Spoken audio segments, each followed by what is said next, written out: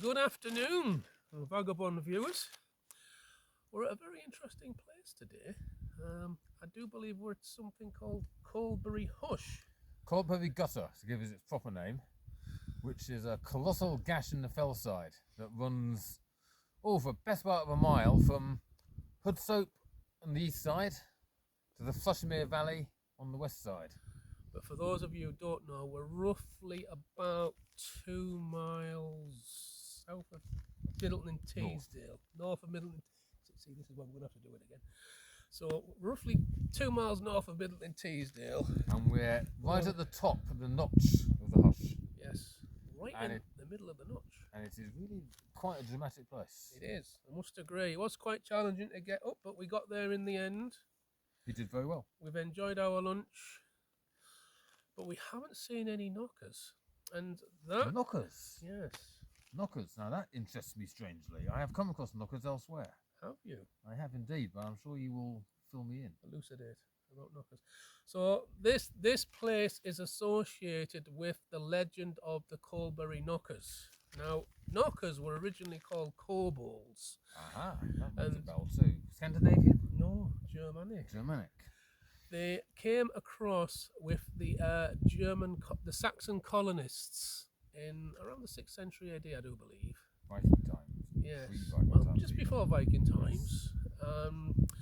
And they established themselves when the Saxons began mining all across England, all the way from down south in Cornwall, all the way up to Cumbria and Northumbria. Wherever there was a mine, the knockers were. Whether it was tin, lead, coal, silver. But I do believe, Mr. Week reminded me of this, they also lived in caves. But for some reason, they preferred to associate with artificial mines that man had built. And I suspect there must be a connection with dwarves as well in that context. Some geologists have speculated that it could be something to do with the minerals in the mines. It might have energized the knockers in some way. But then again, others say that can't be true because the connection the knockers had with people was that they had a kind of compact with them.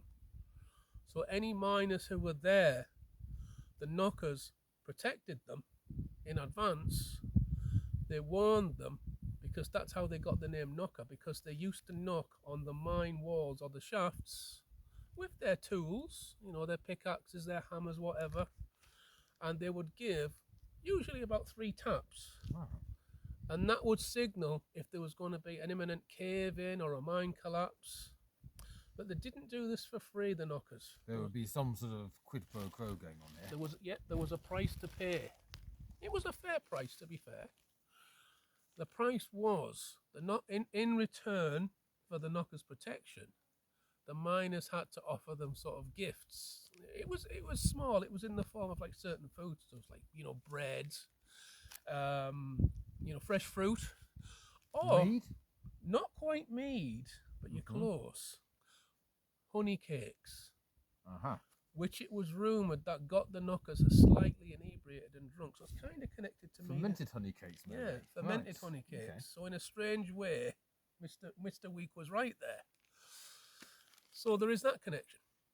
Now, the Coldberry mine, I do believe. The Coldberry mine is behind us. Yes. At the end of the Hush. There's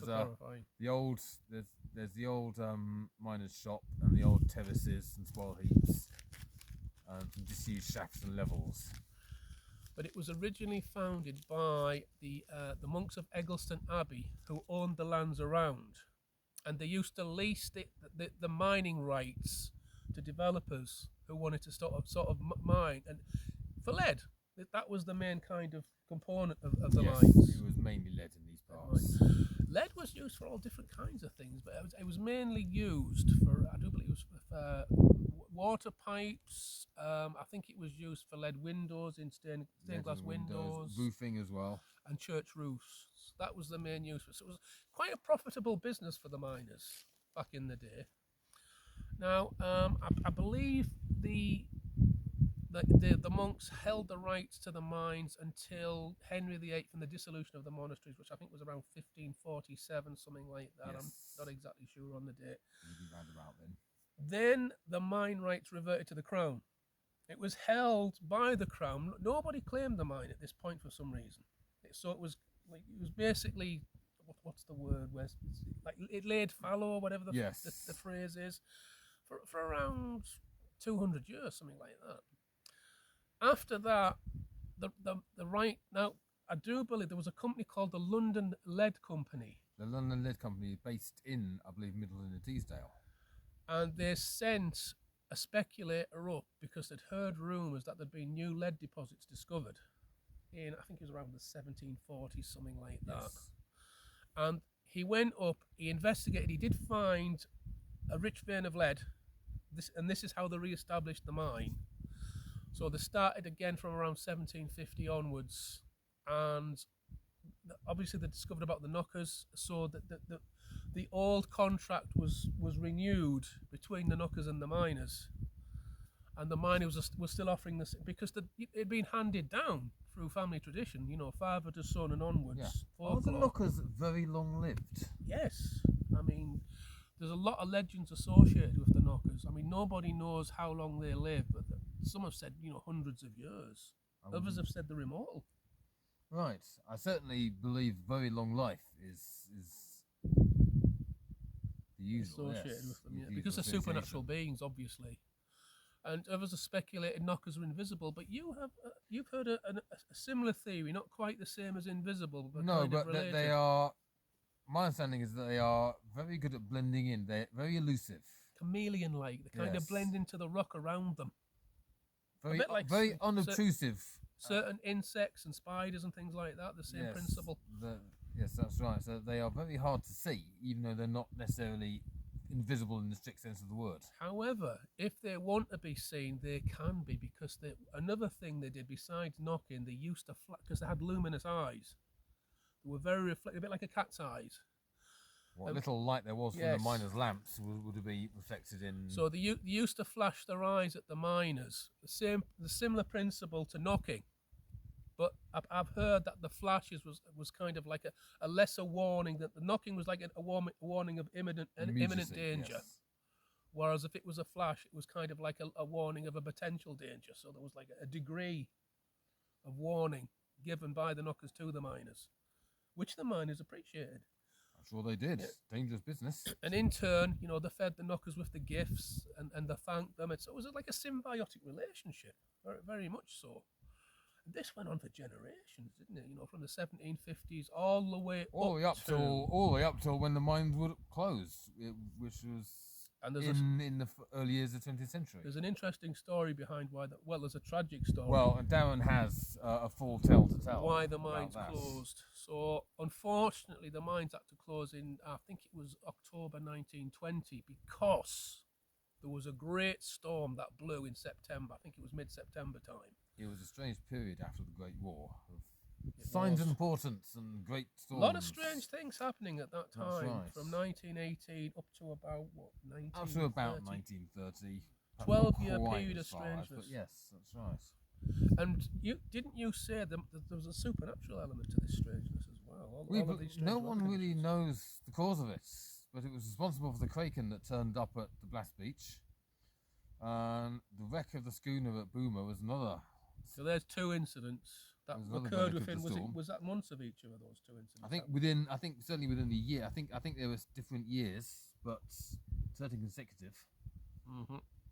And there was also speculation that there was like some kind of like weather magic going on. Some mysterious like magician working in tandem with like a secret occult society who was trying to control the weather.